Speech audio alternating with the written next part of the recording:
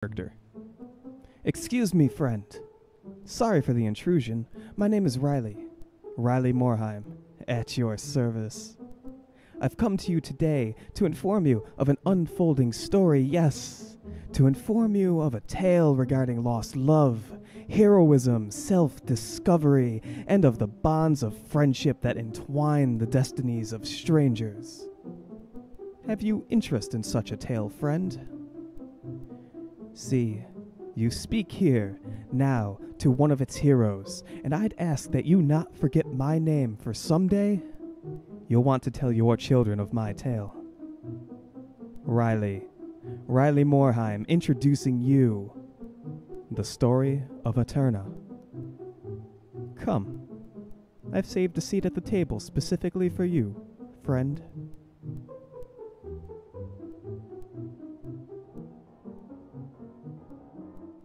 Not too long ago, y'all saw an owl swoop down.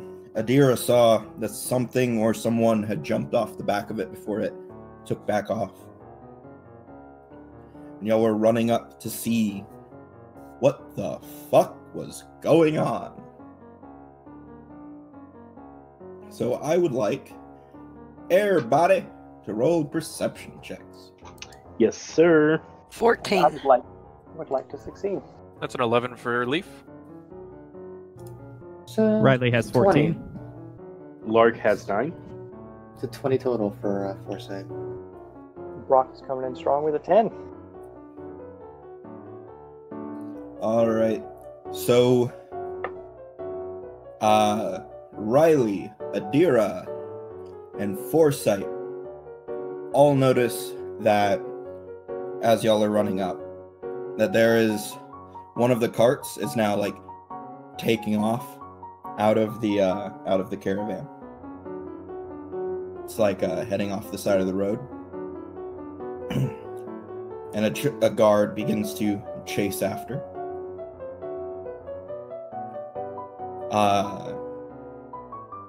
Now, Foresight, you see a man sat atop the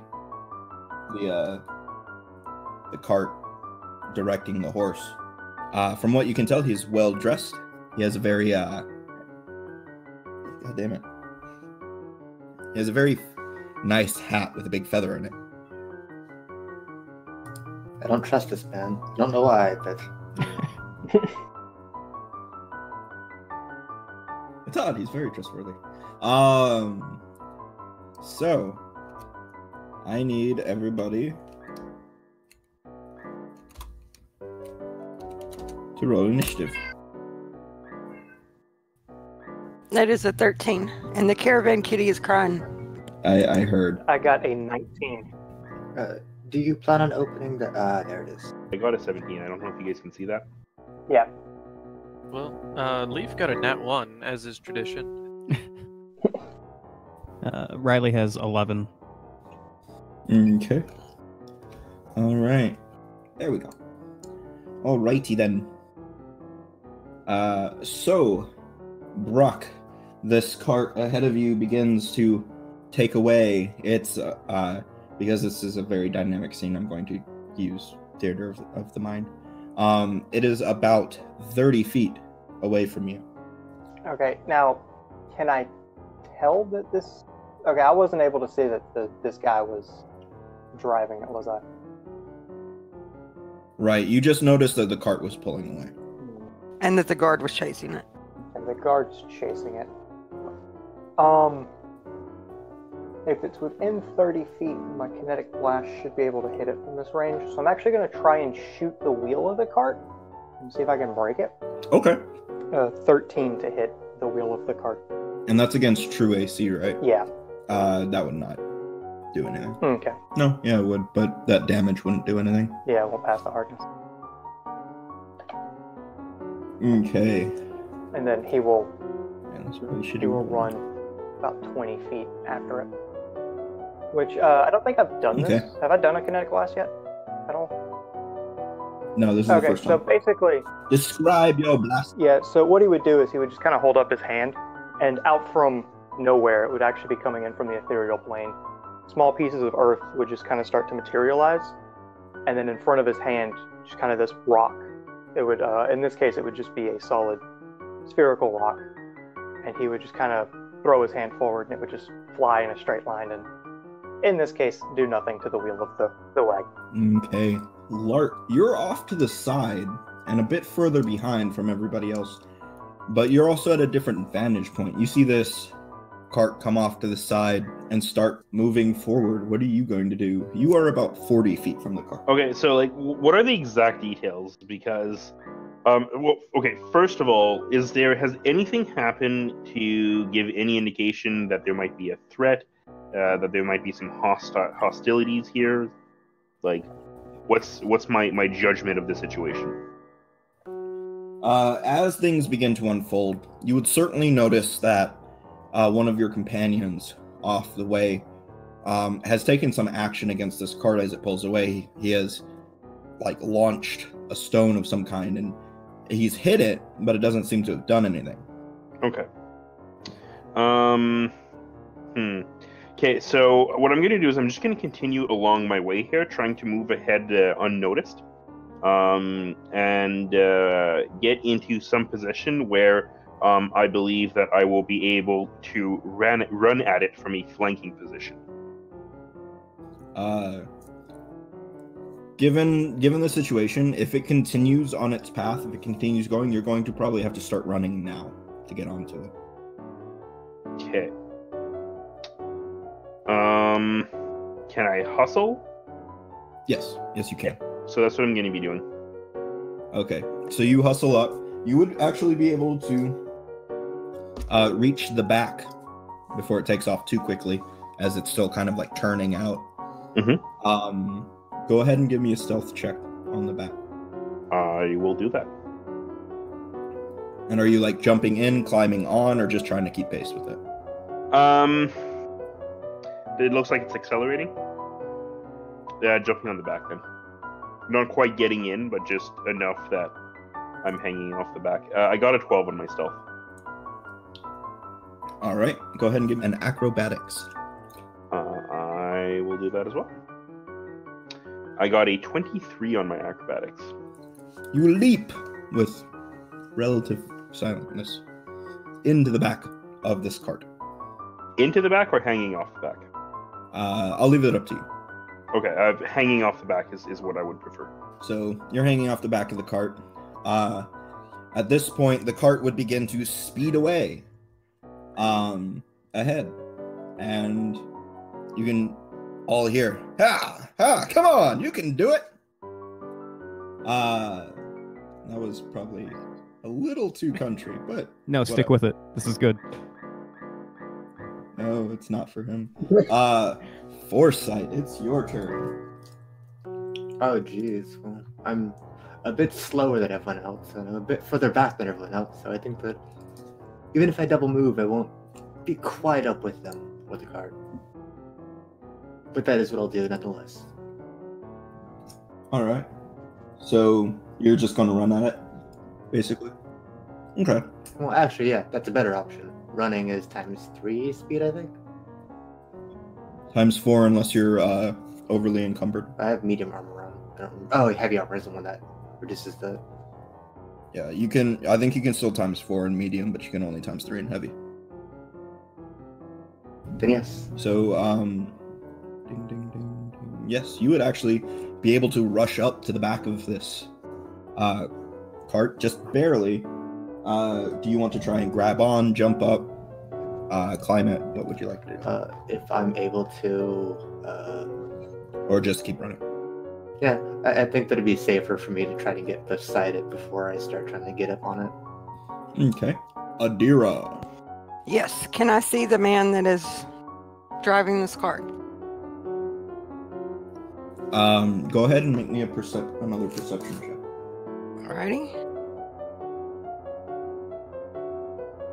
17.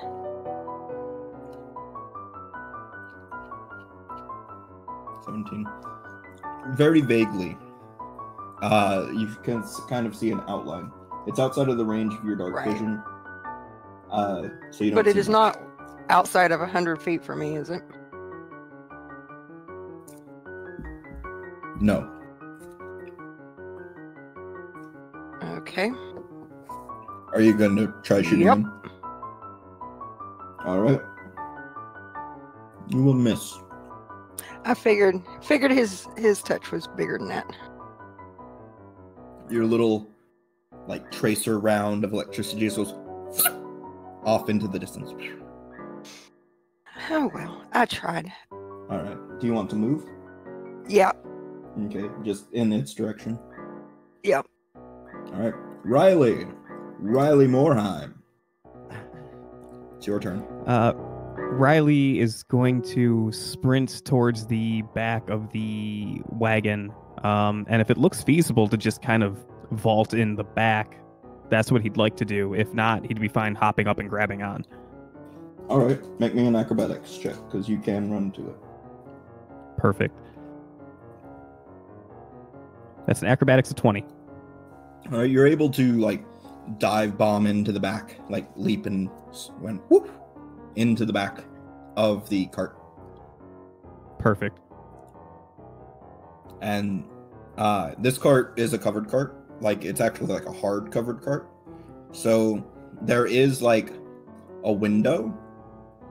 From where you can see, there is a window where you can like see this guy's back, kind of.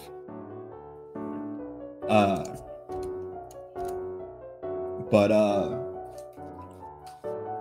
not like you'll have to like kind of hook back around to get on top if you want to approach him more.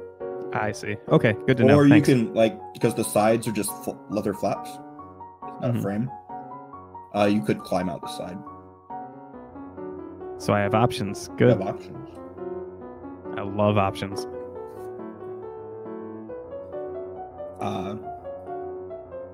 Let's see. He does seem to notice you. Kind of bends forward.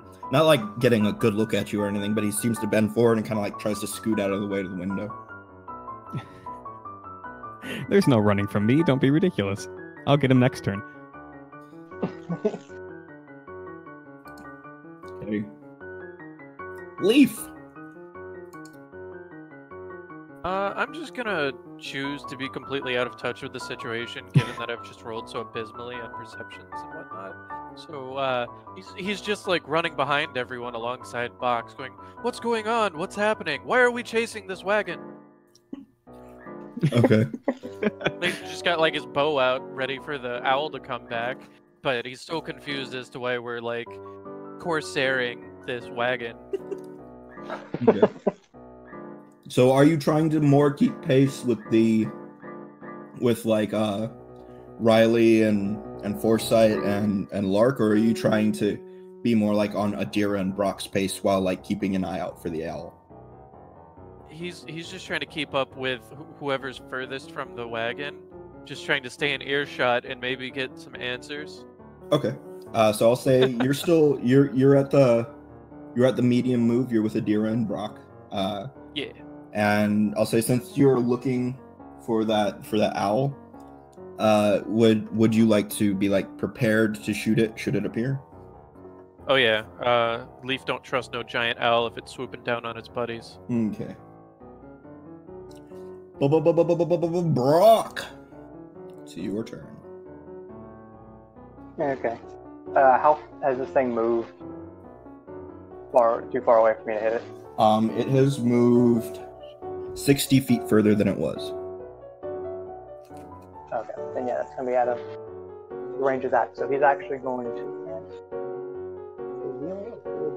Can I see him from where I'm at, or can I still just see the card? Make a perception check.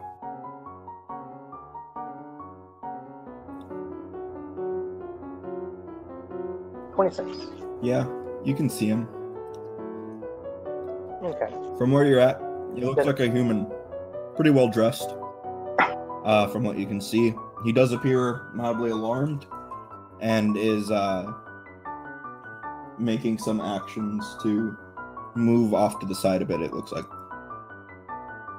Okay. Well, in this case, I'm going to plant my feet and begin to gather power, which will make the the dirt and kind of mud around me pick up off the ground. Okay. And I will be using my extended range on my blast, so now it has a range of 120. Mm-hmm. but I'll actually try and shoot him this time instead. I will do terrible with an 8. Hey, Riley. Yes. You hear a ka-thunk? Well, that's alarming. You hear a ka-thunk? Foresight, you hear a ka-thunk. Oh no. And then there's just a rock in the mud.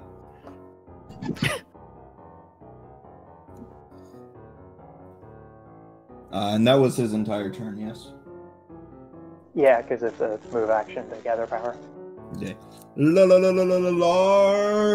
It's your turn. Yes, sir. Okay.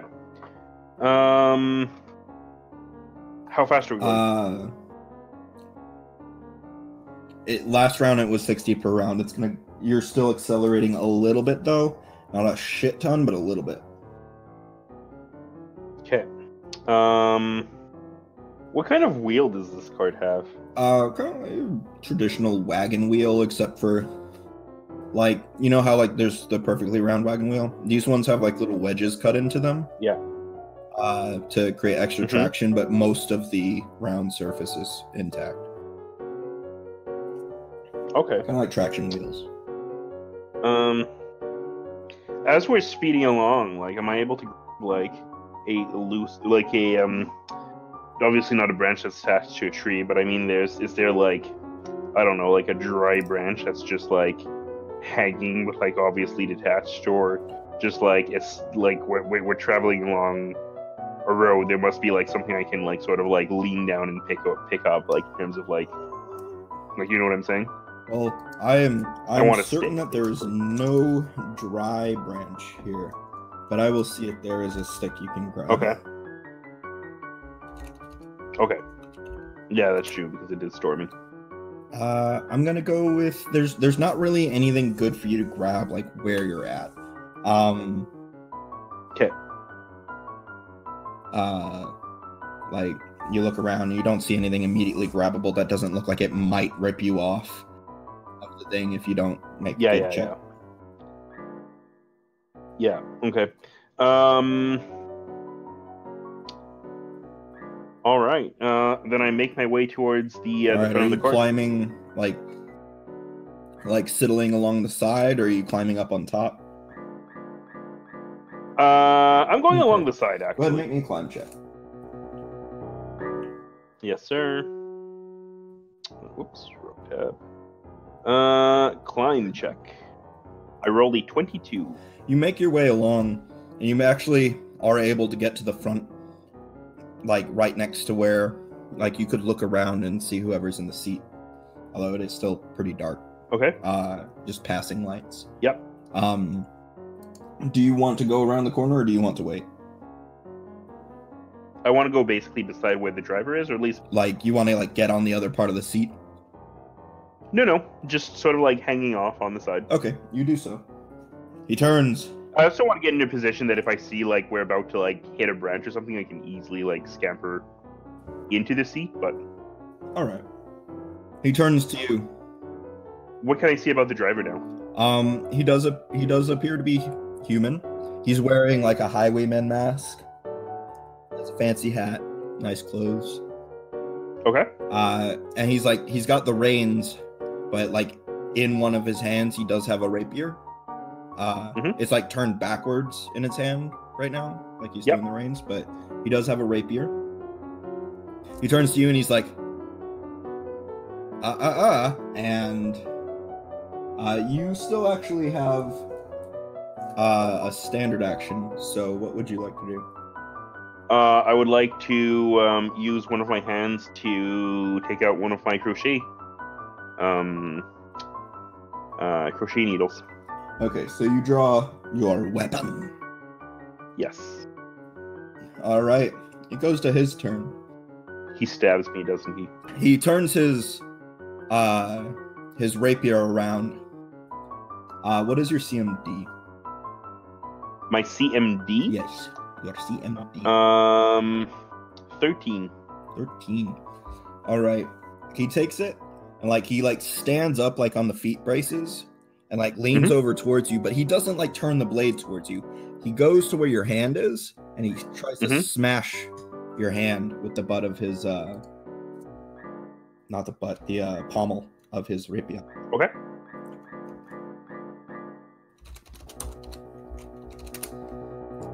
All right. You said it was 16? 13. 13. Okay, so. Okay, yeah. So he will mash your hand. You are quote unquote tripped. And you must make a climb check or fall from the thing. Yes, sir. 21. 21. You do for a moment fall. Like he smashes your hand, you let go. But on your way down, you're able to grab like the bottom of the bench with your other hand, and it like yanks hard. But you hang on. You are lower though, and like your feet are dragging on the ground. I don't want to have to do this, but I mean, if he does like toss me off, I will use my body to gem that. You're just gonna. I sacrifice myself.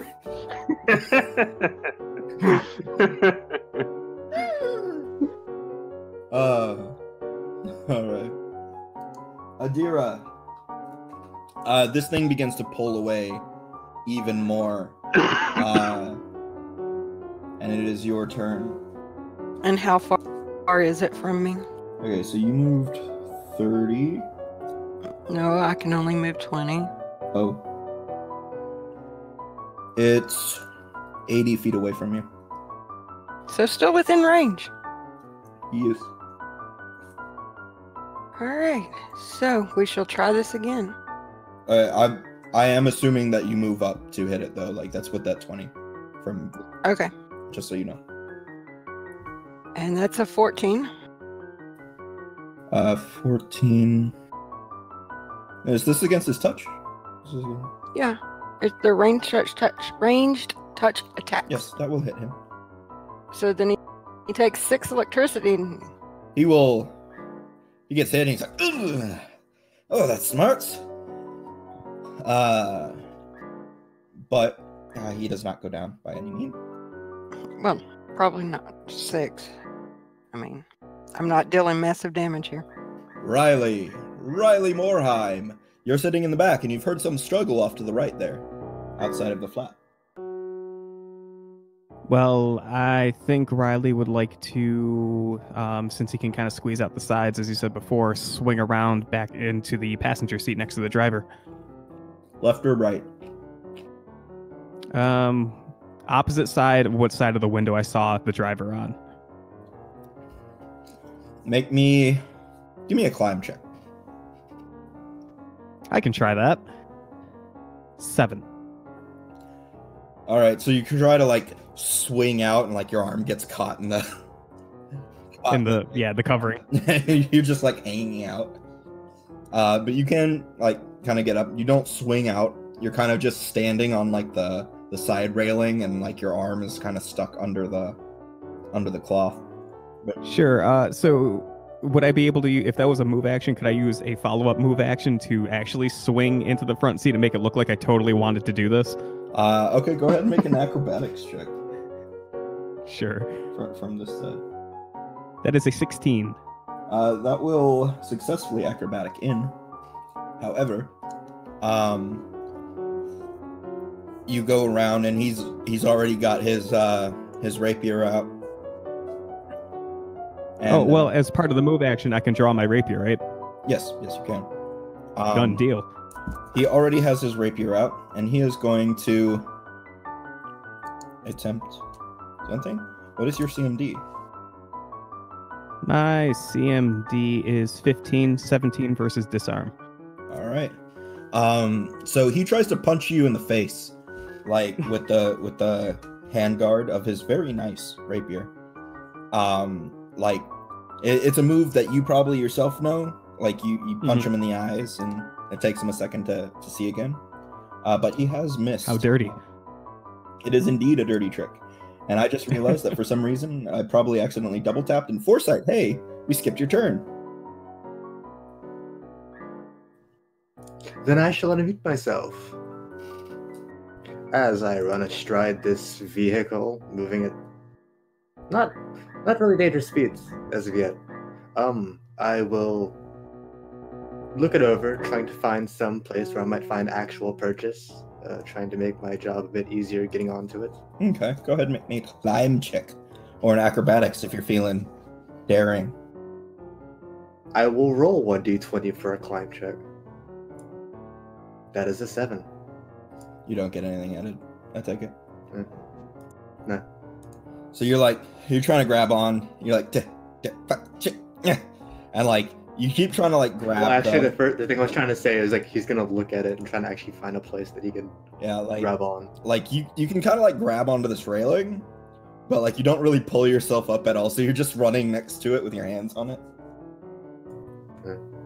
Good old armor check penalties. Now you can still you can use another movement to try again.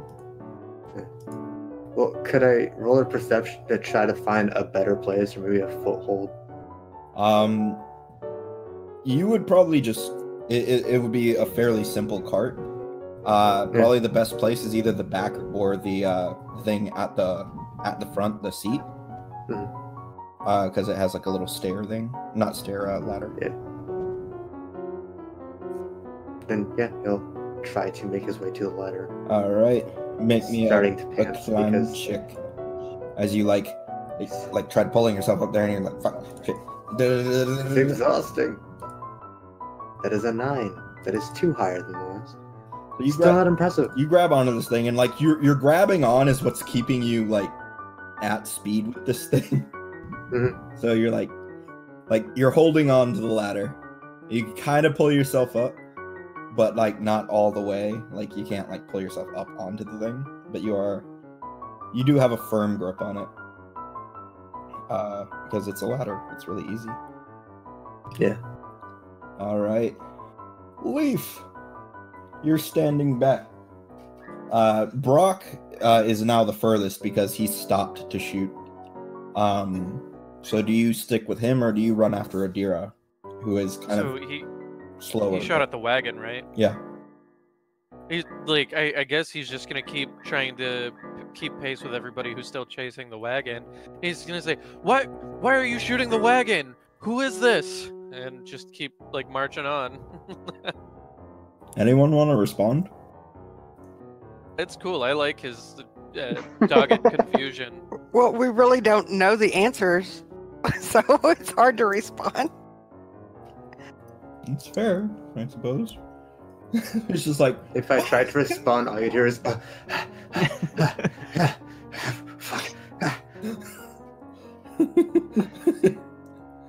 Does he say fuck in Celestial or Common?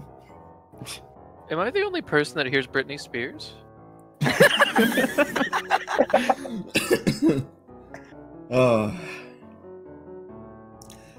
I just like to think that like Trey casts or Foresight casts Ghost sound.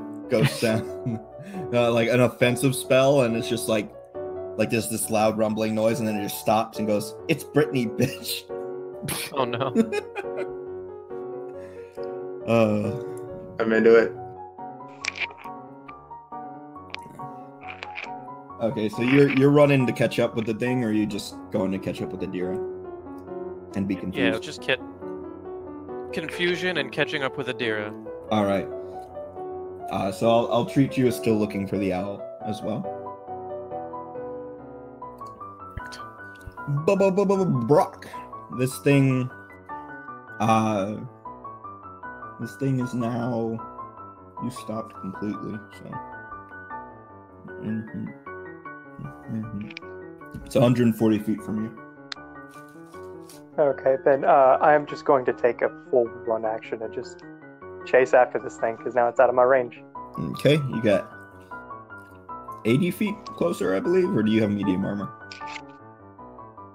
80 feet closer. I have a move of 20, I believe. All right. You are kind of keeping pace with it as you take off. Lark, you're hanging on for dear life. I certainly am, and my fingers hurt now. Yes, they do.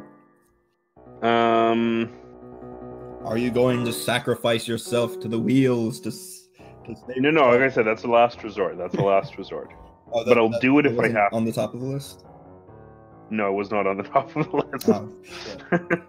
I prepared your funeral, man. I can't find a use a stick to stop this wheel. Better use my neck. Stick's leg and wheel. Ha ha. It's ha. That'll show them. We have a heal slot. It'll be fine. Don't worry about it. Yeah, I'll wait till you level up a bit. Okay, so yeah, that hurt. I have a crochet needle in my hand, don't I? Mm-hmm. Okay. I get up into the passenger seat. Is there enough room for me to do that? There is enough room. Sort of. I mean, technically not in terms of 5 foot squares, but in terms of you can actually do it. Yes. I do need to climb. Yes, sir.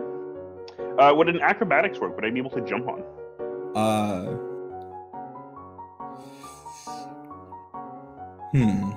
You can try. Yeah, your feet are touching the ground. You can try. Okay. 26. Goddamn. Let me do a quick thing. Motherfucker. So you like pull yourself up just enough, drop down into like a full crouch position, like let go of the thing and just leap 6.5 fucking feet in the air. Yep. Just like and like do that like thing where like you put your hand on the top and like squat. Presumably he kind of went closer to my side. If I'm jumping 6 feet in the air, would I be able to jump over him and like to where he was? Not from the ground. Because Okay. he's elevated probably about 4 or 5 feet as it is. Okay, fair enough. Because of the front of the cart, the seat. But you're able to get up there. Lark is kind of in your way. Lark is in my way. Fuck. Riley is in your way, Lark. Because he kind of like swung over your head, and they kind of look the same a little bit, except one has a hat and a mask, and doesn't. But they both have rapiers. Okay. Okay, so I stab him. Am I flanking him with anybody? You're not currently flanking. You could spend another movement to try and get on the other side of him.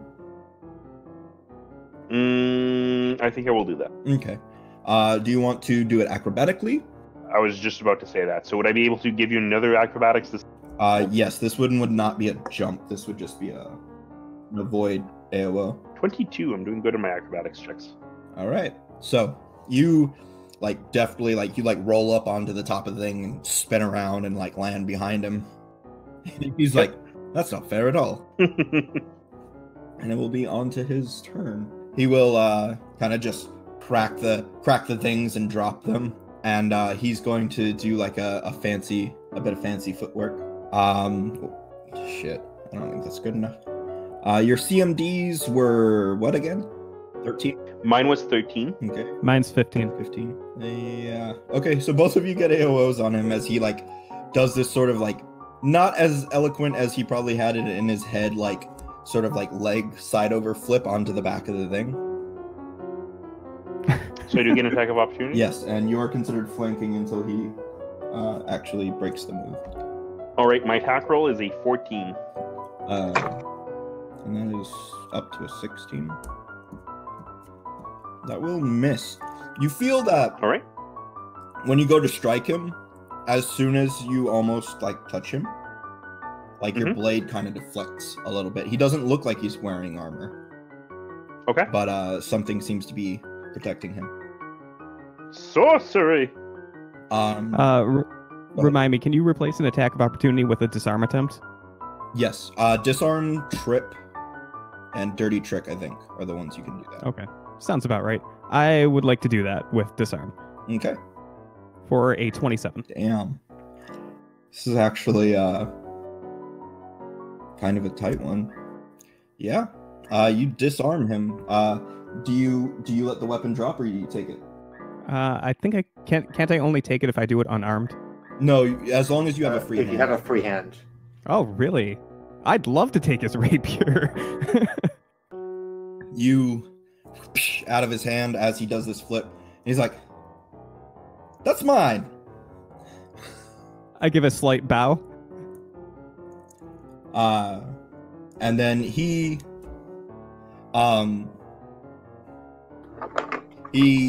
swiftly pulls a dagger with incredible speed. And he attempts to disarm it back from you. I hope he does. This is great. Yes, he most certainly does, because you got a 15, you said, correct? It's 17 versus disarm. Okay, well, he still gets. That's fine. That's funny. So he takes his dagger, runs it like right up through the hilt of his own sword, tosses it in the air and grabs it. He's like, "Hey, that's mine." You know what? No. He takes your sword. That I was gonna say, yeah. Yeah, that's even better. He takes your sword. Well, I hope his was better. It kind of is. Good. But this is an important sword to you. Yeah, so I have to get it back. So that's his turn. Foresight, you are hanging on. Like, Riley is right above you. Or no, Lark is right above you, sorry. Lark is right above you on the front seat. And you're like hanging on these ladder bits. Yeah, the longer he's beside this cart, seeing what's going on, the less he actually wants to be a part of it. The horses are very close to you, and they're running very hard, kind of going off the road, and like a tree whizzes by behind you as it starts to take off into the woods. That's nerve-wracking, I'll say. If I can't, I kind of just want to keep running beside it and wait until it inevitably crashes into something, and then take care of the wounded afterwards. So you're not going to just sacrifice yourself to the wheel? Not today. Not quite. Maybe not within this hour. We'll see what happens. Not for right now. Not this turn. Meanwhile, there's just like a old wagon wheel sitting in a dungeon somewhere going, soon. Someday. So, do you just want to try and keep up with it? Like, keep hanging on? Yeah, just running astride. Alright. So, it is then Adira's turn. It has gone now another 80 feet. So it is out of range for me. So, yes. So yeah, I will be spending this round just trying to run to catch up to it. Alright. And you get 80 feet closer. Hey, Riley. It's your turn. Well, Riley's going to look at this individual who now has his rapier, since we traded, and say, "You are clearly outnumbered. I suggest you surrender." And he'll hold him at rapier point, and let's do, I guess I'll ready an attack, in case he does anything other than surrendering or dropping his weapon. I'll go with surrendering. That's fine. Okay. This is interesting. This is very interesting. Alright. Leaf. Are you just going to chase Adira? You can actually outrun her, I think. Probably. I've got full movement. I guess my question is, do I see any of this super awesome rapier duel going on at the front of the wagon? Make a perception. Okay, I can do that. I can be perceptive. +2 because I'm very showy. Oh. Okay, that's a 20. Yeah, you can see like rapiers flipping in the air and people doing backflips and shit. But I mean, like, do I notice that it's like Riley up there? Yeah, you would notice Riley, Lark, some man you don't know, and then like meanwhile on the side, just kind of like holding onto the ladder, just like running as fast as his little feet will take him is Foresight. It looks rather comical. I mean, am I able to catch up to the wagon? I don't know if it's going fast enough yet. It's going 80 around, so you would be able to gain on it. I wouldn't say you'd be able to catch up just yet. Okay. Then he's just gonna like almost like drop his arrow, and he's, oh no, and then he's just gonna start like sprinting full blast after this thing. Okay. So, meanwhile, like Adira's like running as fast as her armor will let her, and Leaf just goes on by. That will be your turn. Brock. It's pretty much as far away from you as it was. Or no, because you went before it. So it's like, it was 140. So now it's 60 feet away from you. It's 60 feet away from me? Yeah. Okay. And I can see this guy on top being all flashy and stuff as well? Yes. Okay. He is the foremost target.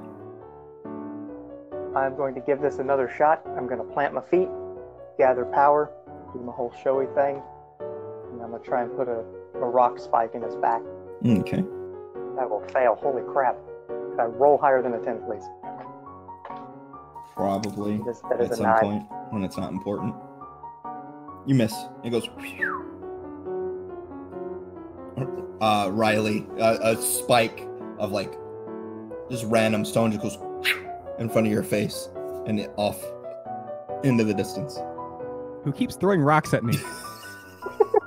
It's gonna go to Lark then. He moved out of your flank. He seems very conscious to that. And he is now on the roof of the back of the cart. Okay. Is it possible for me to... You could move and place him back into a flank with another appropriate acrobatics. But I'm in the driver's seat, right? Yes. Okay. Okay. What I'm going to do is I'm going to grab the reins and I'm going to pull them in. All right. Make me a handle animal check. Would this be a handle animal? Or would this be a ride? This would be a handle animal. You could also, technically, you could do a profession driver check. Okay. I'm not proficient in either. Normally, you need to be proficient for handle animal. So you can do simple things untrained. Okay. I got a 10. All right. That's enough to not like do it like really off kilter and make them turn. So you just and they like buck the like they slow down really fast and buck back up. I need everybody to make a reflex save. Or well, I need Foresight, Lark, and Riley to make reflex saves. Lark got an 18 on his reflex. Okay. Riley has a 14. All right. You are both able to catch yourselves and not fall off. Riley, however, you are knocked off balance and have to like grab on to part of the thing. Okay.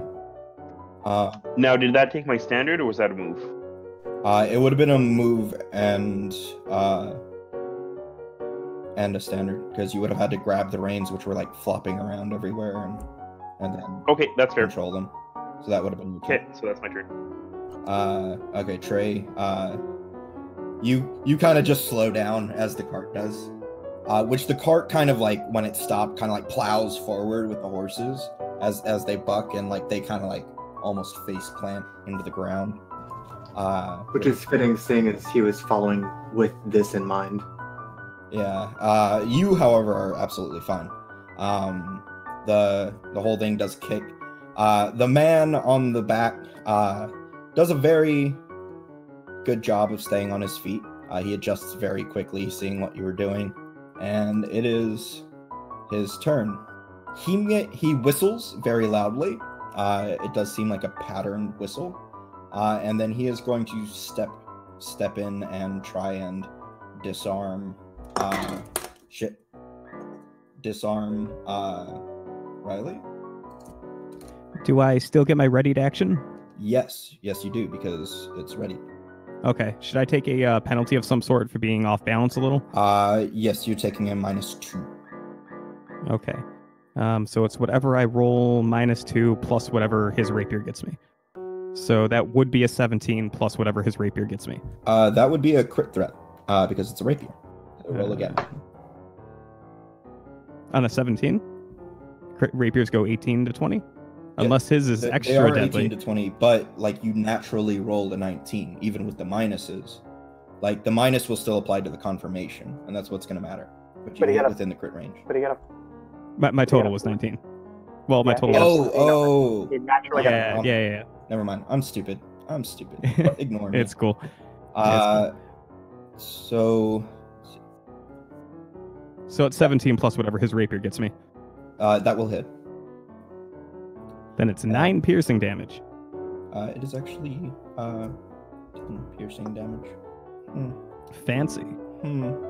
So you stick him, and he's just like, "Oh, fuck you!" I warned you. And he goes in and spins your rapier around, and like kind of cuts your hand, not to a damaging degree, but like gets his rapier away from you. And then he's gonna go in for a second attack. And this one, he kind of like takes your rapier and like punches you right in the face with it, and tries to knock you off. You are going down one way or another, but I need you to make a reflex save to see how bad. All right.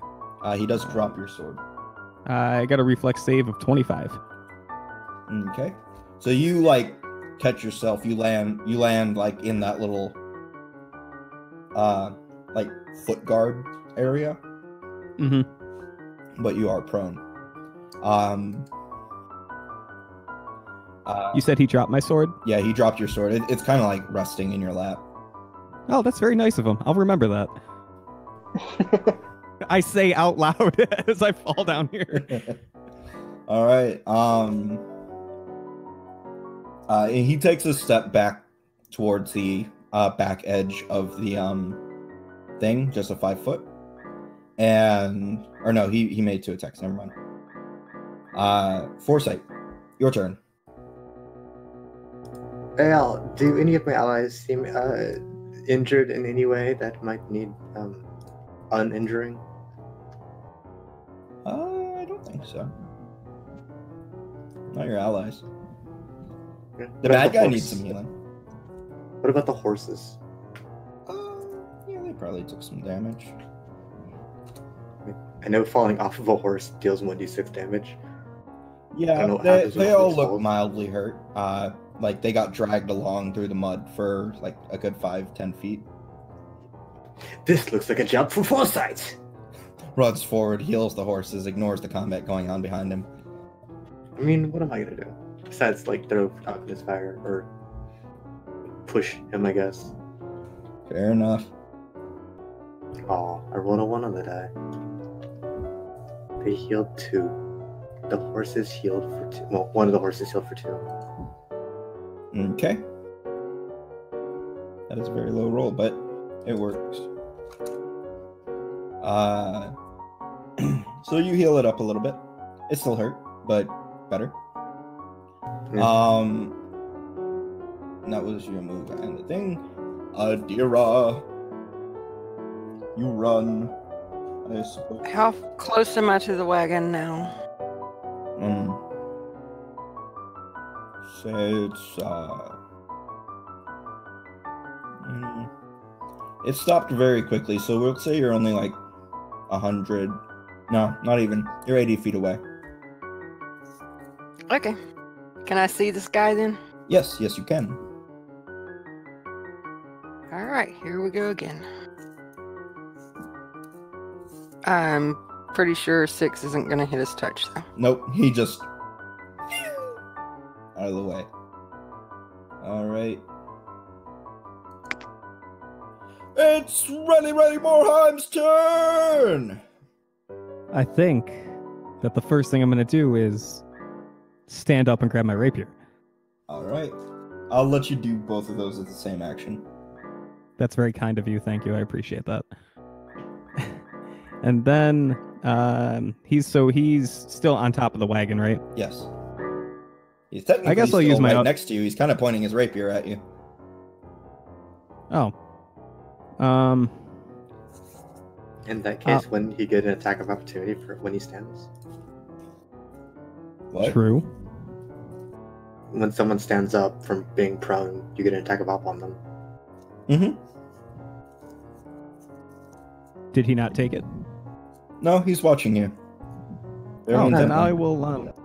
I'll level my blade at him as well, and say, "You are clearly outnumbered, sir. Skilled as you are. What do you hope to accomplish here?" And I'll use my standard action as to stand defensive, to take a defensive. Full defense, I take it, or are you Yes. doing? Because if you take full defense, you can't make AOs, but if you do fighting defensively, you can.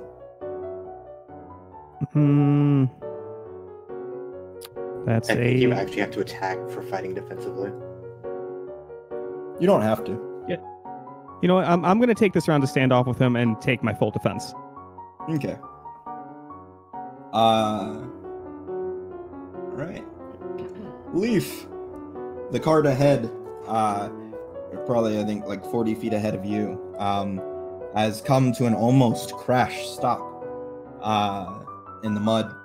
Actually, it's not that muddy over here. It's there's a lot of like rootage and undergrowth. So Okay, it has come to a crash stop, and there's a standoff happening on top. Okay, do I have clear line of sight to the not Riley person? Yes. Okay, he immediately goes back to his, like, childhood as, like, you know, a green speaker hunting in the woods, and he's just gonna go to, like, a half crouch, and he knocks the arrow and pulls it back, and he's waiting for that dude to even, like, twitch with his sword hand, and he's gonna let it fly. All right. Sir, you're readying for him to basically take any action. If he tries to make an attack with the weapon, like, Alright. he can talk, he can try and run or whatever, but if he's trying to hurt our buddy up there, then he's gonna catch an arrow. All right, I got you. Brock, it's your turn. Is it within 130 feet? Was it last turn you ran, or did you shoot last turn? I forget. I shot last turn, but he was only 60 feet away then. Oh, that's right. Yeah, only 60 feet away. But he hadn't moved yet. Yes, he would be. Okay, well then I'm going to give this another shot. Top of the turn Time for order is the- confusing as fuck. A rock spike in his back. Ooh, you hit. 22 to hit. You do hit. He grunts as this rock spike hits him in the back. And Riley, you would see this. Leaf would see this most certainly, given how closely he's watching him. He's like, ugh! He kind of turns his attention away slightly. Not too much though. He's very well aware of the person standing in front of him. He seems oddly well trained. Go ahead and make me a wisdom check. Riley. Can do. Maybe. I make no promises. Except I got a 20, so yeah. There's something odd, something familiar about him. Not the man himself, but the way he holds his rapier, the way he stands, and the way he fights. It reminds you a lot of the way your father did. It's not exactly the same, but there is enough in common with it to bring you to a bit of an odd feeling and an odd thought. Well, that's curious. Okay. So we are going to go on then to Lark. Okay. You said that it would be possible for me to get into a better fighting position on him. Yes, you would be able to. Like, if you didn't want to provoke, you'd have to make a good acrobatics, but yeah, that's fine. I will risk the provoke. So, what do I roll for this? This is an acrobatics. You make an acrobatics. 14 on my 14. acrobatics. Okay, so when you try to rush forward, he very deftly, with a very smooth, fluid motion, swings down his sword just in front of your ankle, turns it to its flat side, and yanks upward, causing you to fall flat on your face on the back of the thing. Leaf, this may trigger your attack. It would. I'm not proud of it, but let's make him regret it. That's a 12. 12. You shoot. I don't know if they would be like flat-footed since he's not like paying attention to me. I don't know if that would help either way. No, not with that. That would. Well, actually, no, that would match if he was flat. But I don't think he gets flat-footed. Well, I just wasn't sure if he was aware of my presence since he was focused on Riley. He is aware of your presence. He is. Okay, that's fine. He looked back and when he got hit and he saw you. So you do miss. Like, that fluid motion you went into was surprisingly graceful, and like it was as much to move into something as it was to move out of something else. It was a very tactical movement despite its grace. You might say he's a smooth criminal. Yeah, you might say he's a smooth criminal.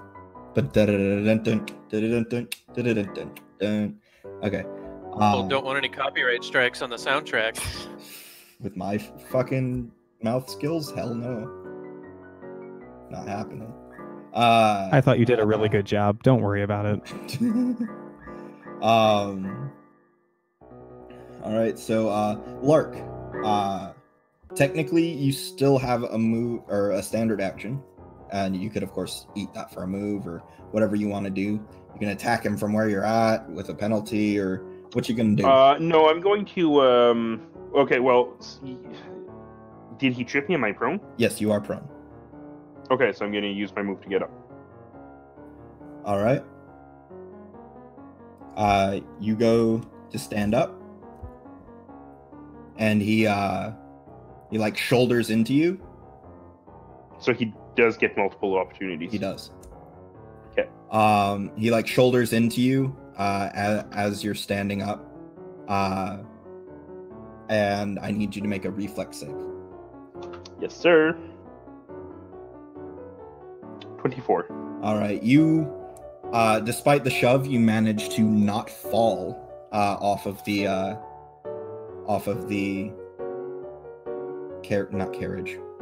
cart wagon. Okay. But you do end up off balance. Okay. And now it's gonna go to his turn. Let's see. You, Lark, and Riley both are going to get actually not Riley because he's in full defense, but Lark, you will get an AOO against him as he turns and goes to jump off. You can also all make Riley has a 20. Foresight has rolled a 9. 17. 15. Anyone else curious as to what he was whistling about? And a 19 from Leaf. Brock got a 17. All right. The grand bulk of you, not Foresight as he's tending to the horses, but the grand bulk of you would notice a large shadowy figure dive bombing out of the sky. As he turns and goes to jump, Lark, are you taking in an AOO? Yes, I am. Go right ahead, bro. I rolled an 18. An 18 will hit for 4 damage. Okay, minimum damage 4. So you stick him in the side and he grunts, but he keeps on going. And he jumps off, okay, reaches his hands up, and this owl comes down and just like grabs him by the wrists. And he goes whoosh, off into the air. Okay. And he begins flying away. He is still within range of bows, arrows, and some magic. So he also starts to climb up onto the back of his owl. Adira, it is your turn. Well, I guess we will try one more time to shoot him. It's gone so well thus far. Don't shoot him, shoot the owl, is what I would say. I don't think she would shoot the owl. Fair enough. Yeah, see, this is just not working. You just like off to nowhere. Not even close. Riley, in your defensive position, you didn't react quick enough to get something off at him before he turned, ran, and was caught by his enormous friend. What is your action at this time? What are you gonna do? That's okay. I'm not even sure if Riley would have taken that attack of opportunity at this point. So I think with him flying off in the owl, well out of Riley's reach, Riley spends his rounds kind of watching him fly off, a little wide-eyed and puzzled, and slightly angry or frustrated as well. Okay. Y'all can hear that, can't you? The fact that you're eating again, yeah. Fuck. It's soothing. It's like ocean waves washing up on a beach. It's calming, really. I didn't notice until you brought attention to it.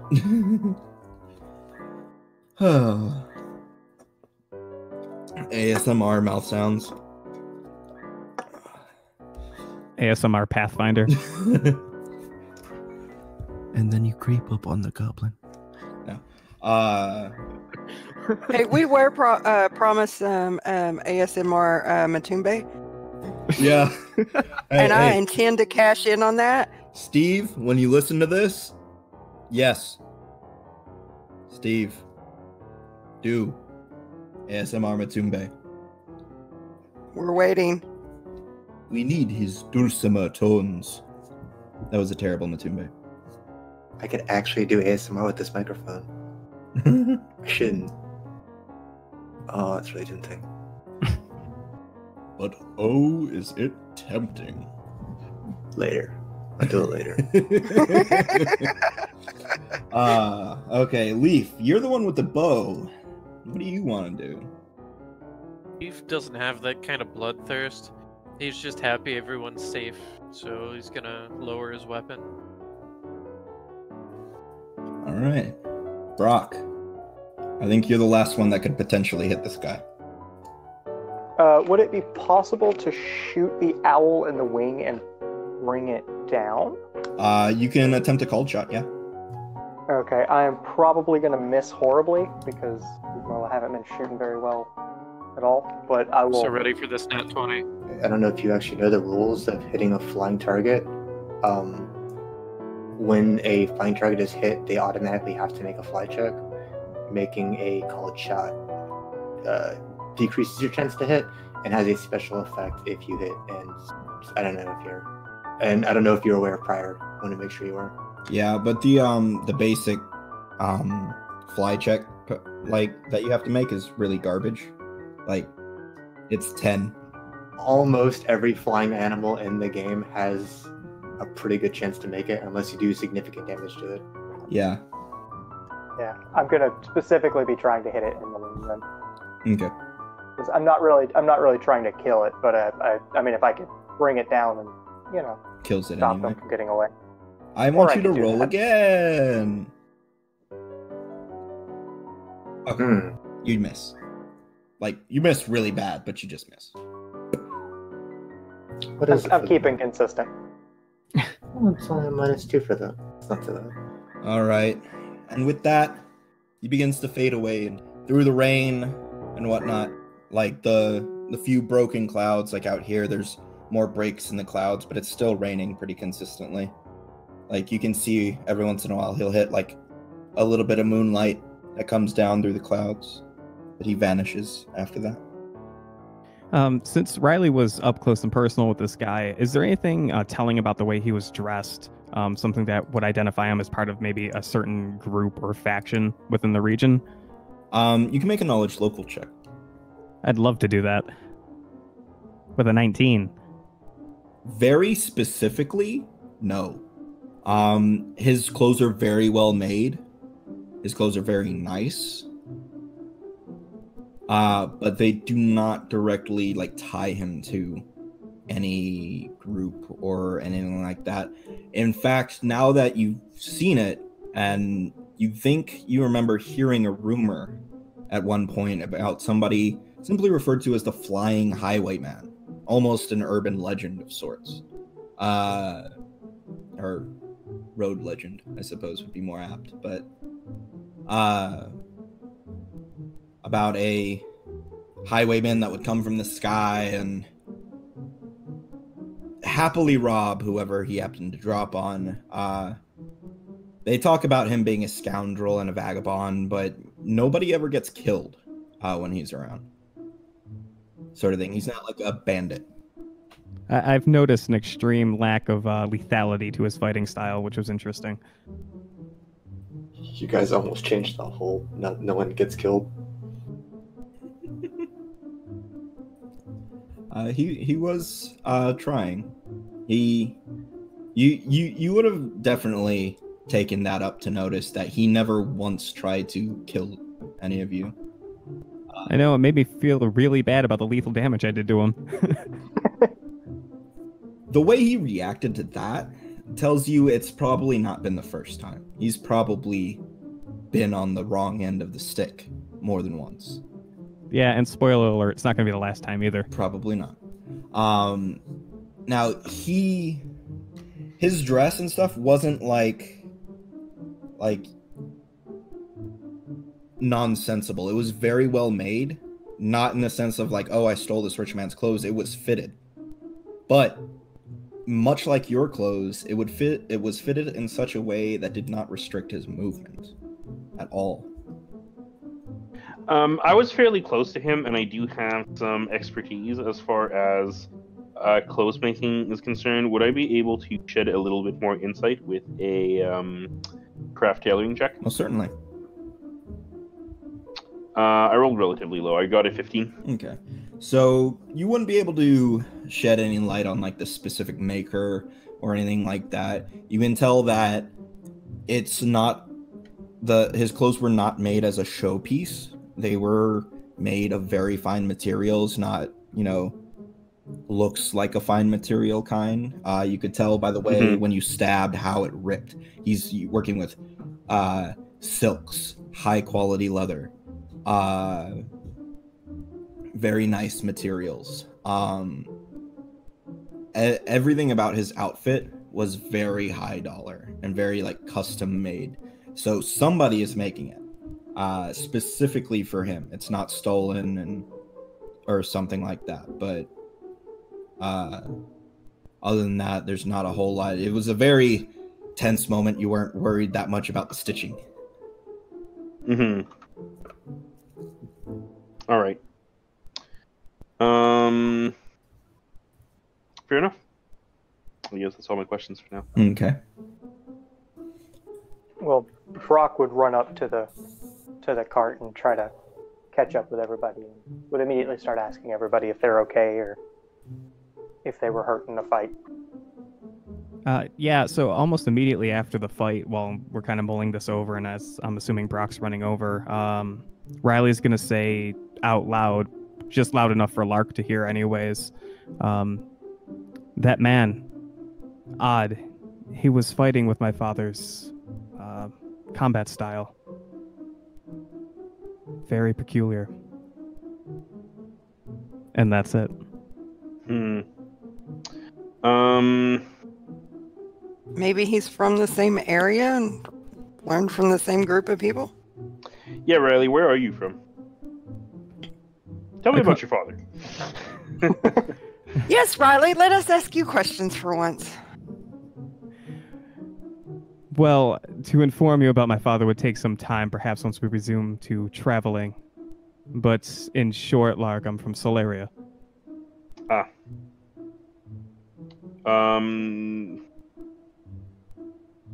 The way he spoke, the man spoke at length. Did anybody pick up a Solarian accent from him? Everybody who heard him speak, which would have been Lark, Riley, and Foresight, go ahead and make me linguistics checks. even if you're not trained. Forsyth has literally never heard that accent, so there's no way he would recognize it. Go 19. An amazing nat 1 for a 2 linguistics. He sounds southern to me. Weird. I'm gonna choose to autofill this roll because it doesn't make sense to me that he would know.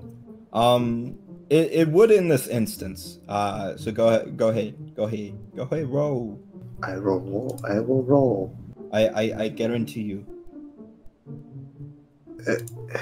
Shaky hands make it hard to roll. Okay.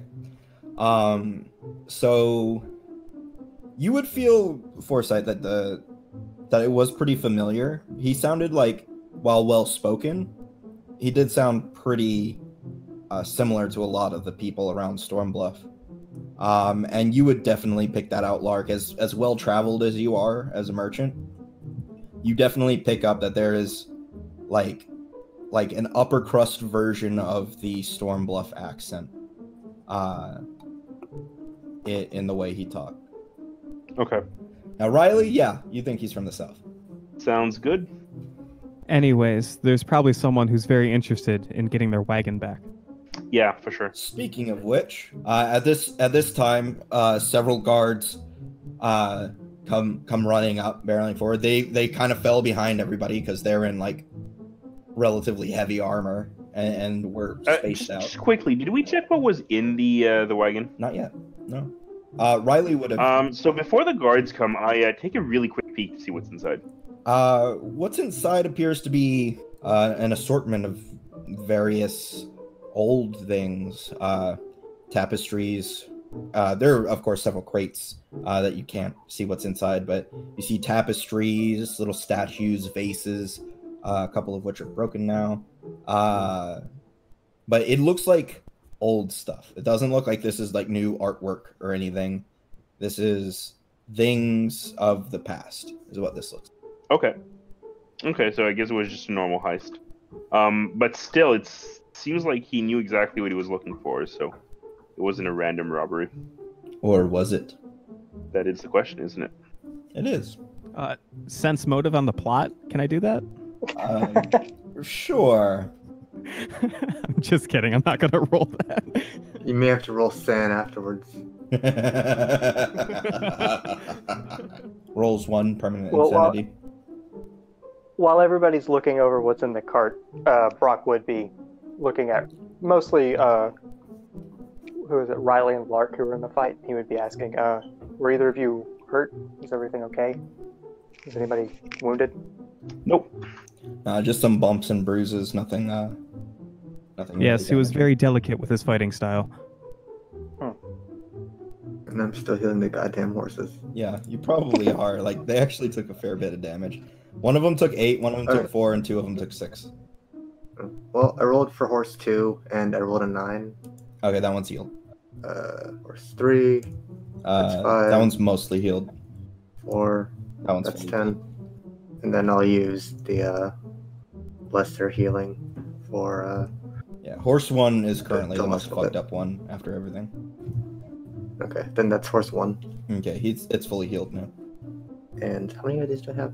The horse 3 looks like it's missing 1 hit point, so it's probably not too bad. I don't give a fuck if I use all of my healing on this. It's important. Okay. Alright, you heal up the horses all the way. The guards catch up to the rest of you. As well as a tall, thin elven man, you can tell from his ears, comes running up. He's bespectacled. He's got a bunch of mud all over him, like he was pushed out into it. And the guards all run up and they're like, Hey, good job. Who are you? We, my friends, are Riley Moorheim's company, and I do hope the owner of this wagon was insured. The elven man will step forward, be like, oh, unfortunately, I'm afraid I was not. Then, unfortunately, I'm afraid we have to keep your wagon. My apologies, sir. I'm sure you understand. A wide smile on Riley's face as he hops off the wagon. Oh. The guards, like, for a second, they're like, wait, should we be fighting these guys? But then, like, he, like, kind of joking off. Thank you for saving it very much. You can call me Clint. Yes, Clint. Allow me to introduce myself, Riley Morheim of Riley Morheim's company, at your service, sir. You by the Blackfish Tavern.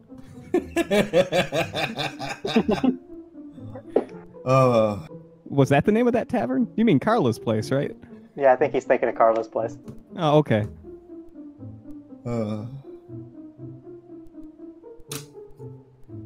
It's like, it's good to meet you, Riley and company. Yeah, let me get my cart back to back to the caravan, and let's talk back there. I suppose it would probably be safer. Yes, we'll be happy to assist and escort you back. Thank you. He like speaks with the guards, and they're apologizing, and they all go around. They're like, good job, thank you. Riley tells them that they should consider lighter armor so that they can also catch up to runaway wagons. They actually explain to you that there are like light armor guards, but they stay closer to the center because honestly, if the caravan gets hit, that's most often where it gets hit. So back here in the back, it's usually, trailaways and travelers, so they don't get hit back here as often. Then lucky we were back here. It most certainly was. Good work. Nod and smile. Let's bring this guy back in line. All right. So he starts to direct his horses, who he is very glad are healed. He thanks Foresight for looking over them, and begins to go back to camp. Or not to camp, to the caravan. Moving camp. Well, if you gentlemen do not mind, I think I'm going to go check on the child while y'all talk to the elf. This sounds fine to me. Make sure we have all our stuff still on the cart back there, if you don't mind. And that the cart is still there as well. Yes. Cart? What Well, cart? I guess don't look too hard. We are insured, so it doesn't really matter that much. He's just standing there. The cart's missing. The donkey's missing. He's just standing there. You like scold him, and he pulls the cart out of his shirt. How much does that cart cost again? He was a bag of holding. The cart's there. He's there, looking rather bored. I'm sure he can get over that. Go ahead and make a perception check, I suppose, to inspect if everything's where it should be. Based on the way I've been rolling tonight? Yeah, that's a 9. Looks A-okay to you.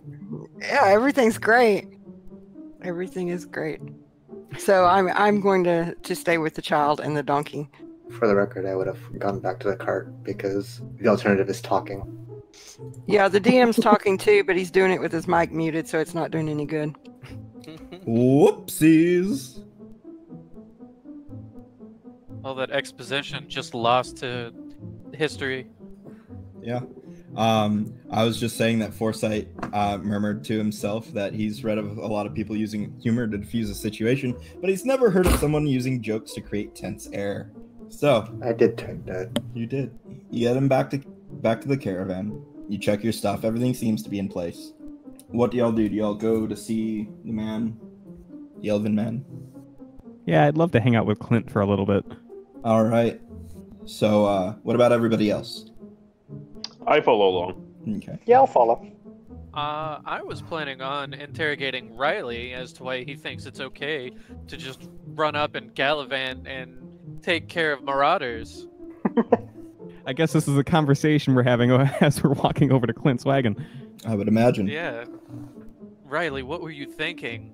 There was a giant owl and a man with a sword. You could have gotten hurt. Riley looks down to the rapier at his side and then looks back at Leaf and says, I am a man with a sword. A weapon's only good for causing harm. It doesn't change the fact that that other man with the sword could have hurt you grievously. Well, one, I'd beg to differ. His fighting style was completely non-lethal. Made me feel really bad about stabbing him. And two, I am rather capable, and to be perfectly honest, those with capabilities and the power to stop wrongdoings have a duty to do so. And I was just acting on that duty, sir. I would actually have to agree with that. And 3, he only had 1 sword, not 4, so he couldn't have grievously harmed him. Just really bad. Okay. I would have to agree that it is the responsibility of those who can to do. Likewise, now that we're talking about the fight between the 3 of us, who was it that was throwing rocks at me? I was not throwing rocks at you. I was throwing rocks at him. Oh, well, some missed and almost hit me, but thank you for the support. Riley says to both Leaf and Brock. I would apologize. I'm not used to running and fighting. It tends to throw off my aim, apparently. It's quite okay. Combat's rather exhilarating. So, it's all part of the moment, really. Like a fine dance. Well, I can't necessarily agree with the thrill of combat. I can't appreciate the altruism behind running to someone's aid. So I'll just kind of like clap you on the shoulder and say I should probably return to the cart and see how Rat is doing with all the action. No problem, by all means. And know that I'll never expect you to rush into combat like this, but I do appreciate the assistance. Just kind of nod and make my way back. So where's Foresight hiding? Oh, no, I already... Oh, yeah, you were muted and probably talking, so you didn't hear me. I said, no, I'd go back with the Dira. There's talking over there. Oh, okay. I'm gonna go over there. Oh, yes, and as Leaf's walking away, Riley calls out, if you see Foresight back at the wagon, can you let him know that I'm concerned that Clint might have been injured in the process and that he should probably make his way back to us? Of course. Thank you. You just know how to pull at his strings, don't you? So, Riley, to be fair with this, I want you to make a perception check. Yes, no problem. That's an 18. Then I want you to make a bluff. Absolutely. That's an 11. Leaf, then I suppose I want you to make a sense motive. Me? Because weren't you telling him? Yeah. Okay, yeah. Huh. Curious.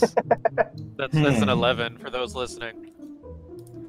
So the way it works is the person who initiates sets the DC, and the person afterwards has to meet or beat that DC. Yeah. Let me look at the bluff modifiers right quick, because something. Well, Riley's flashier, so that's a +2, right? I don't think whether or not he's lying has any bearing on whether Leaf is gonna fall for it. Leaf, do you want to believe him?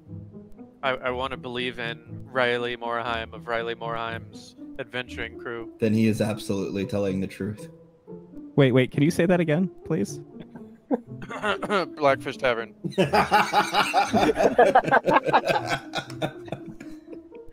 God, there's some kind of echo in here.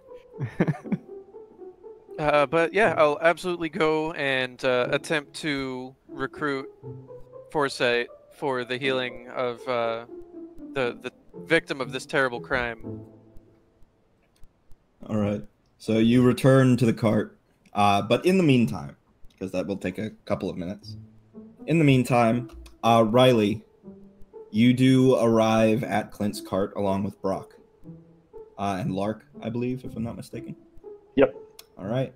You arrive at Clint's cart with all of its old shit in it, and he will be like kind of like trying to rub some of the mud out of his clothes. His clothes are not very fancy like the man you just fought, but they are nice clothes. They're a fine, like a very fine cotton, do-up, like Egyptian cotton. Would I be able to remove the dirt from him? Perhaps. Do you want to try? I mean, I wouldn't do it without asking. I would be like, here, let me try to help you. And then I would try to, just move it off. Okay. Just with my basic. Go ahead. I guess because it's partially severely water, go ahead and make like a concentration check. Concentration check. It should be your D20 plus your level plus your con mod. Yeah, you're able to suck it out. Can you not make that noise, please? Thanks. Sorry.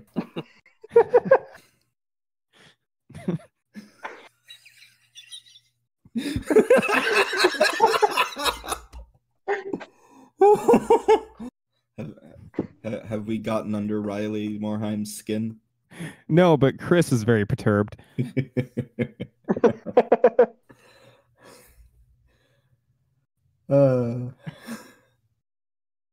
Pathfinder.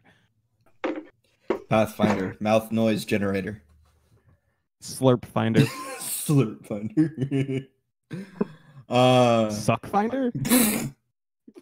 Now that Okay, I'm sounds done. like a I'm website. Okay, yeah, you're able to get the mud out of his fucking clothes. Okay. This game is rated M for mature. PG-13. That's It's what I'm rated gonna go. It's rated S for slurp.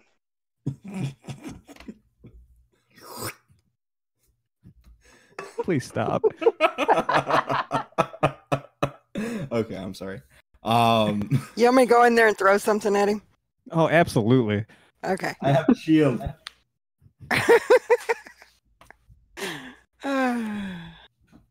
Oh, wait, I don't have to get up. Hey, Josh, the podcast people want you to go throw something at Sean.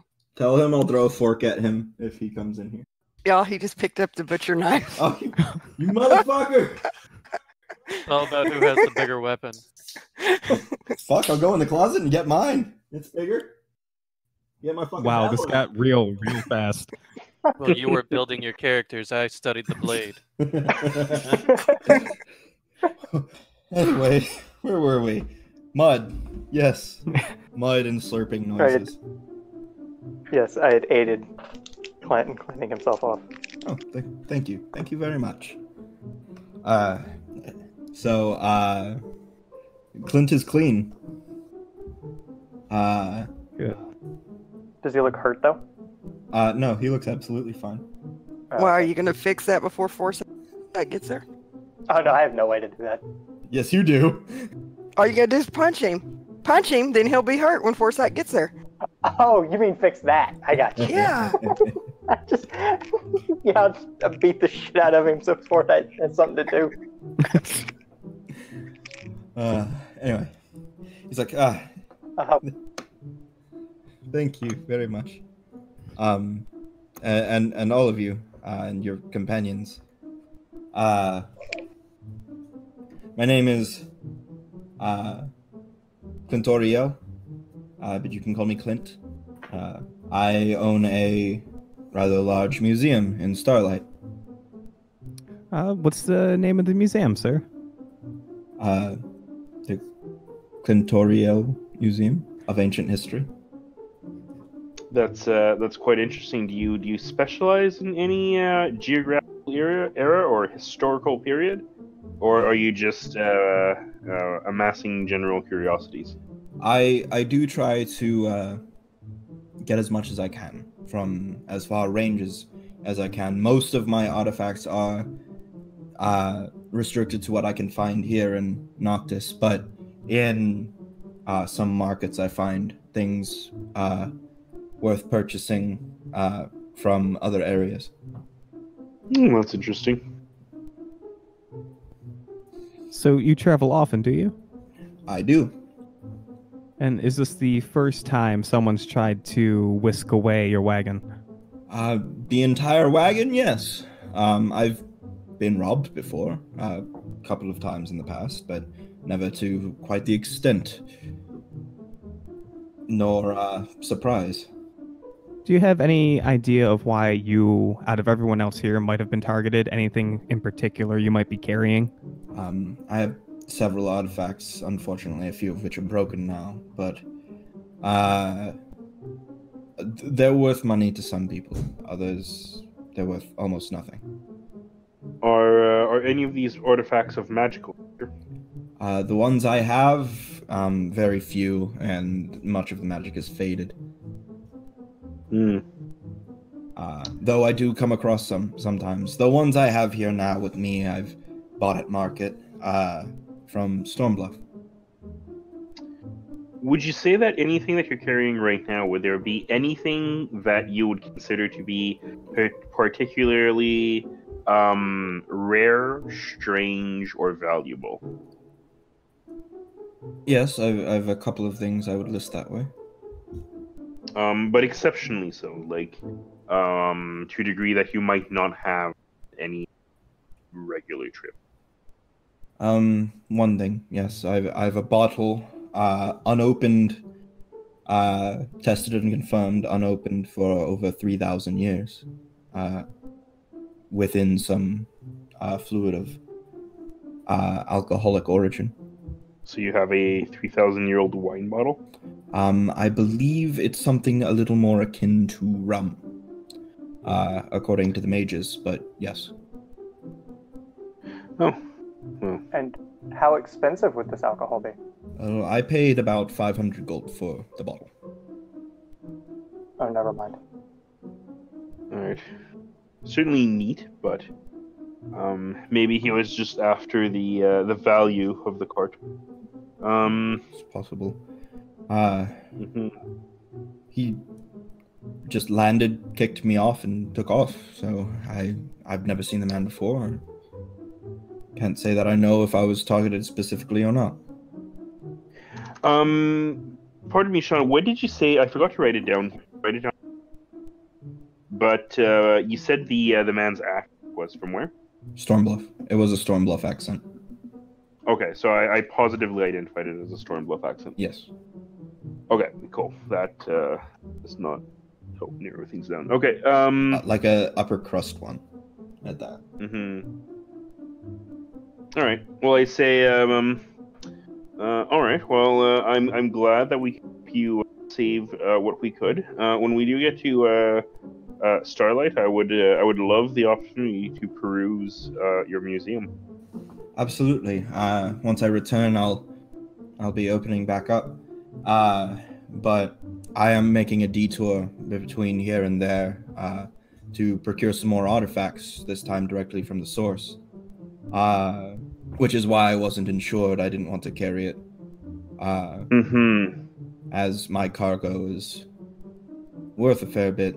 The costs can get unwieldy, especially for a partial trip. There's a lot of oddity about carrying on and then stopping part way and continuing. Yeah, that makes sense. Do you carry much wares from Helios? It is my my homeland. I have a few urns from Helios. Yes. Oh, very interesting. We do have a lot of ruins dotted around the entire the landscape. Yes, I've been once myself. The great deserts and the oasis jungles to the north, and met very, very many people around the world in my younger days. Well, you know, while I have your ear here, that I could lend your careful eye for strange and unusual artifacts. Certainly. Now it might be nothing, but if you can tell me anything at all about this, I would be extremely grateful. And I hold out my black onyx gem. All right, he'll take it. I'll say, please give me a few minutes. It's the least I can do. He'll come back a few minutes later, pocketing a small lens of some kind into his pocket, and bring it back. He says, something of a fine cut. The tools used on it are not modern by any means. That it is quite old. The gem itself doesn't hold any massive amount of value, save for its age. It does have a faint magical aura to it. Oh, really? Yes. It's a very faded aura, something that sticks around when something that's part of a greater object is broken down into pieces, but it seems to have some sort of abjuration magic on it. Oh, No. That's the first hint of that kind that I've received. That's very useful. Thank you. It was extraordinarily faint. My lens barely noticed it. Mm-hmm. Yeah, well, it's I got it from a very old ruin. Well, I'd say it's a good find. I would be willing to take it off your hands for a decent amount more than the gem alone is worth, if you'd like. Oh no, it's not for sale. Thank you. Very well. Thank you, Aaron. You all proved yourselves very helpful, and much more adept than the guards. Might I inquire if you have any plans for the next few days? Well, I believe we're all traveling in the same direction, sir. So walking. Oh, of course, true, but let me rephrase. Would you be perhaps keen to help me with my excavation?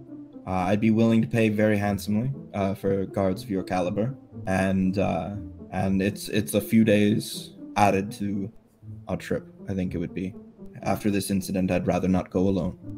Riley looks back at Lark and Brock and says, remind me, if this adds a few days to our travel, will we still be arriving before the new year? Would I be able to have a mental note of how long it would put us? Yeah. We were a month and a half away, and it takes us 3 weeks. So so easily. So unless this detour takes 2 or 3 weeks, then I think we'll be fine. Yeah. Foresight shows up after the few minutes have passed, and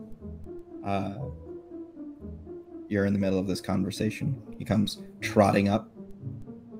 Riley waves to Foresight. Hail, friends, you're just in time. You've also seemed to have gone mute. Very mute. Is there something wrong with your throat? Oh, Can you that's heal amazing. yourself? I was unmuted and muted myself. What a smart. Yeah, no, Foresight walks up and just like, did someone need healing? Riley looks over at Clint and asks, are you healthy, sir? Did you sustain any injuries? No, I'm fine. I landed in relatively soft mud. My chest is a little sore from the boot, but I don't think I've sustained any real injury. Oh, well, that's good news. Lucky break for you. Foresight, this is our new friend Clint. Good to meet you. Thank you so much for helping with the horses. And he holds out his hands to you. Well, Foresight would still be at meters to feet, 20-ish feet away, maybe 15, and he would look directly at the known culprits with squinting eyes.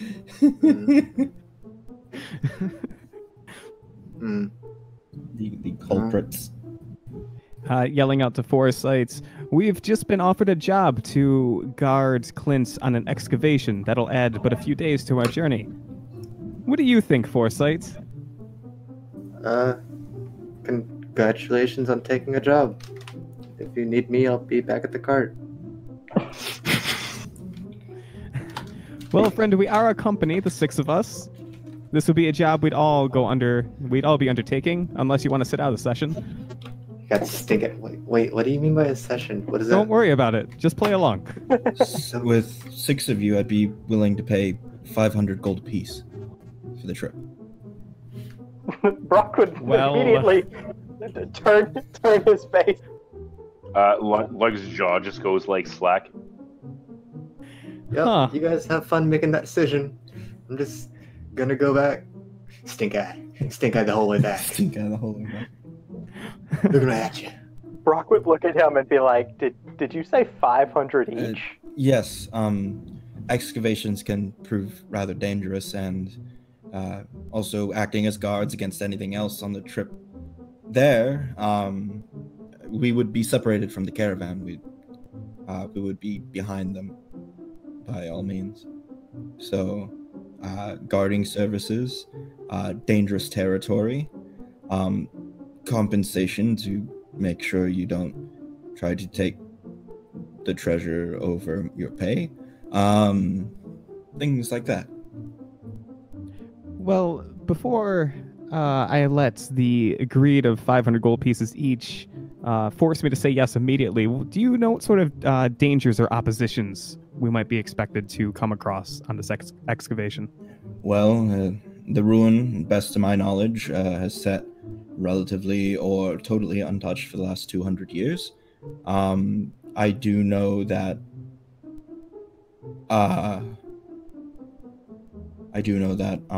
it is likely trapped. The last journals that I found about it spoke of them leaving traps for the elves during the war. So it is likely trapped. There's a possibility of any wild creatures taking up residence in it. I'm not sure, as well as it being a place of death, there may be undead, but I can't be absolutely sure. Riley muses out loud. I didn't know until before today that someone in our party could throw rocks through the air at lightning fast speeds. And I'm also not sure if anyone in our party can handle traps.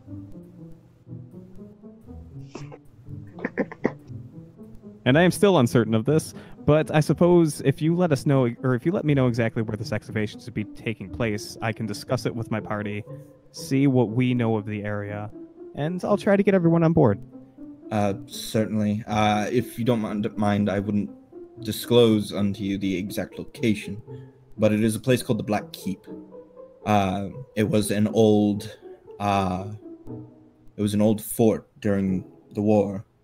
It was one of the last strongholds before the end, about 200 years ago, and it's supposed to hold quite a bit from the time period. Well, that sounds fascinating. Riley turns once again to Brock and Lark and says, I'm certainly inclined to do this. We can bring this up to the rest of the party, but how do you two feel? Well, I am always for the exploration of new places. That is one of the reasons I left home, is to explore and see what's out in the world. So finding a place that has been untouched for centuries would be quite exciting. He seems an honest enough fellow, so I'm inclined to agree with him, especially since the pay is extraordinary. I've had bad experiences with ruins, so it makes me a little bit hesitant, but at the same time, I might be able to discover things that are of interest to me, so I'm all for it. Sounds good. It sounds like a fascinating adventure and an even better story. Clint, allow us to bring this up to the remainder of the company, and then I'll come back and let you know our final decision. Thank you. Thank you very much. If all or any of you agree to come work, I'll make sure that you're well compensated. Sounds like a plan. We'll be back in due time. Thank you. Actually, I would look at Clint. Would it be possible for me to stay and maybe you tell me of some of these things you have in your cart? The stories behind them, maybe? Certainly. By all means. Then he would look at Riley and be like, as I've said, I am willing to go, so you can count me in. But I'm going to stay in and look over his things, if that is no problem. Certainly not a problem at all. Okay. And then I would basically just climb into the back of his cart and just start looking over his stuff and pointing at things that look interesting and asking questions. All right. And we'll go over with Riley and Lark heading back to the other cart. And y'all arrive. There's a rat. There's an angry heel whore. And there's an Adira. So cute when he's mad. It's like hungry hippos, but madness. At least he got to pet the horses. So you approach. Yes, Riley greets the other half of the party, saying, Hail, how is our adopted child doing? Well, he doesn't speak much, so it's hard to say for sure, but he looks okay. That's good. And all of our stuff is in one piece. I see the donkey is still here, as is the cart. As far as I can tell, nothing is missing. Splendid. Well, Lark and I come with great news. The man we helped this evening has offered us a job. He's going on an excavation for some artifacts in a nearby region, but a few days on top of our travels. And I know that sounds dangerous, curious, but here's the real selling point. He's offered all of us 500 gold pieces to go along with it. Sign me up. Riley begins laughing a little. I basically gave the last of my gold to the child to buy his new knife. Perfect. And Foresight has already agreed, so I'll put him down as an absolute yes. Leaf? Normally I'd hesitate for this type of gallivanting when we're already on such important business. But I suppose I've already grown so attached to you folks over the last few days, so I could hardly abandon you in a time like this. And I can only imagine that whatever reward money we'd get could be put better to use funding the church. And so I'm more than happy to earn my place amongst you. And just think of how much extra wood you could buy with 500 gold. Exactly. Very solid reasoning, Leaf. I again appreciate the support, and turning towards Box. And I'm assuming you'll be coming as well, adding another 500 gold to the pile. Yes. And then finally to the child. 6 of you were come, he would be willing to pay 500 gold each. That's true. This is fair. But still. This does mean, I'm assuming... There's a reason I add in these stipulations. It's okay. Apparently anything's possible with a diplomacy check. Anyways, this would mean that we'll be bringing the child with us, I'm assuming. We're not going to leave him to fend for himself. If we just took him from the city so we could dump him in the middle of the woods. Hey, kid, get out. Fuck you. I suppose that if he proves loyal or honest enough to us, and if we treat him well, then he can at least continue to watch the donkey in the cart. I wouldn't sell him. I wouldn't sell him so short. He seems to have some skill to him. He holds a knife often and looks at all of us as if he's willing to stab us near constantly. Hey, and like while you're saying this, the side flap of the cart just opens up, and there's just a little blue eye staring out. I'm not saying I dislike him, not at all. But I am saying.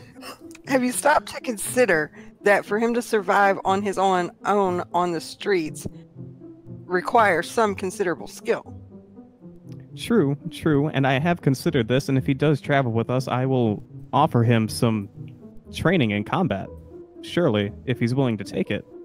But us going on this excavation leads us into a site of traps and unknown dangers, the likes of which someone of his age would probably be better off standing outside and watching the donkey and our loot. And you think he would be safer with the cart and the donkey when we don't know what bandits might come up on him while we're gone? As opposed to exploring the Black Keep? Yeah, I do. I'm taking the child with me. To the Black Keep? Yes. Why? Because he will be safer with us than outside on his own. He's going to be safer if we step on a pressure plate that unleashes a fireball? That is a possibility, but it is also a possibility that these bandits and raiders and stuff that tried to steal a cart out of the middle of a large caravan would be more likely to target a single cart left alone next to some ruins. The non-lethal bandit? That one was. The next one may not be. Most and bandits then he's are... going to be surrounded by a caravan. Presumably, hopefully, he's going to have guards that are going to help him. He's not. When we go to the Black Keep, there will be no caravan. There will be no guards. It would be just him in a wagon. Riley steps between the two and says, Lark, Adira, it is of my opinion that if Adira wishes to guard this child, then she's within the full capability to do so, and I trust her to do it. Even if I personally disagree with bringing him into the keep, I do trust her to watch out for him. I turn to the kid and I say, You mean "Hey, the Rat." creepy eye staring at you from the side of the thing? Yeah. Say, Rat. It feels odd talking to about this decision as though you weren't involved. Would you rather stay with the gear, or would you rather come with us and explore the Black Keep? We'll pay you either way. You hear some shuffling, and then like you see like the flap kind of push open, and a box just falls out into the mud. Mhm. And it's not a box that any of you recognize, and it certainly wasn't on his person earlier, unless he shoved it way up inside his butthole, Morty, Okay. which is unlikely. Does it look like it was the type of box that belonged in the artifact cart? No. But it does look like it was locked with a very nice lock, and it looks unlocked. And you said it wasn't with us? No, this was not your box. Okay, I look at what said the box. Nothing. It seems to me he might be proving a point that he's capable at unlocking things. So are you saying you'd rather come with us in the Black Keep? Mm. Can I do a sense motive? Yeah, you can. He's not giving me much to work with here. I got a 20. Yeah, he seems to be more along the lines of he'll go with you. Riley right. does seem to be on about the him proving a point, because I have my moments. the lock it does seem like a very sturdy box, probably one in which coin was held. All right. All right. So we will leave him in capable hands. Thank you. No problem. I will go back to Clint and inform him that our entire company will escort him on this excavation.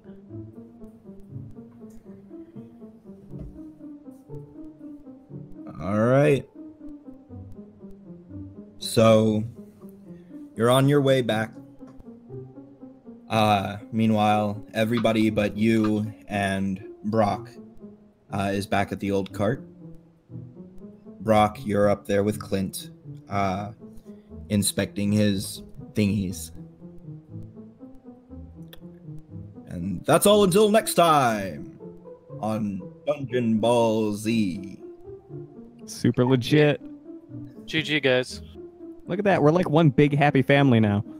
Yeah, just shouting at each other Well, I about mean, children into death. we've even adopted a kid. You know what? I honestly think I love you guys. You guys are good people. Only in game though. Only in game. We're terrible people out game. We're fucking monsters. Well, he's not wrong.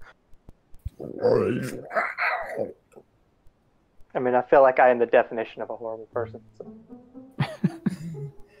He just hates me because I make slurping noises.